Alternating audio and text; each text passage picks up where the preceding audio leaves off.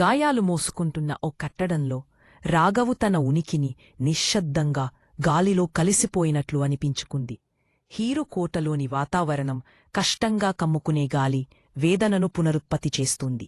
రాఘవు గోడల్ని పరిశీలిస్తూ అచ్చంగా కూలిపోయిన గోడ వెనుక ఒక మూసివేసిన చెక్క తలుపును కనుగొన్నాడు. జింకల వంటి ఆశలు ఆయన హృదయంలో నాట్యమాడుతున్నాయి. తలుపుపై ఉన్న పాత తాళం అతని డైరీలో దొరికినది వేదనకు గురిచేసిన ఆలోచనలను తెరుస్తుంది. తలుపు తెరిస్తే అందులో ఒక దుమ్ముతో కప్పబడిన పెళ్లి మండపం, అసంపూర్ణమైన హారాలు మరియు రక్తంతో మచ్చలపడ్డ ఒక దుపట్ట కనబడింది. ఈ దృశ్యమతనికి అసహ్యంగా అనిపించింది. ప్రాచీనకాలం యొక్క వేదన అతని హృదయాన్ని కదిలించింది.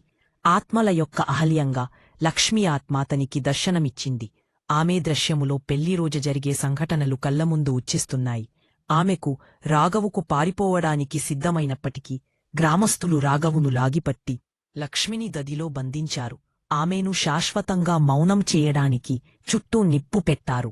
లక్ష్మీ ఆత్మ ఏడుస్తూ చెప్పింది, నేను వధువు వేషంలో ఉన్నాను, కాని వారు నన్ను బూడిదగా మార్చేశారు. మండపం క్రింద రాఘవుకు ఒక అర్ధకాలిపోయిన ప్రేమలేఖ దొరుకుతుంది. దీనిలో రాఘవు రాసిన మాటలు: లక్ష్మి, ఆలయ గంట వద్ద నన్ను వేచి ఉండు, నేను నిన్ను ఎప్పుడూ విడిచిపెట్టను.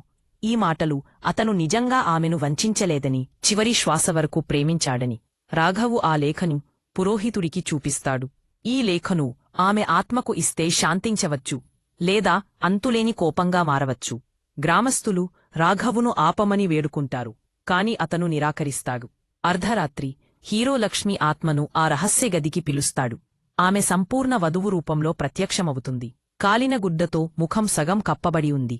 హీరో ఆ లేఖను ముందుకు చాపుతూ చెబుతాడు, లక్ష్మి, రాఘవు తన చివరి శ్వాస వరకు నిన్ను ప్రేమించాడు. ఈ సత్యం నీది. ఆమె వణికే చేతులు లేఖను అందుకోవడానికి చాపుతాయి. గదిలో దీపాల జ్వాలలు తీవ్రంగా వణుకుతాయి మరియు తెర నలుపుగా మారుతుంది.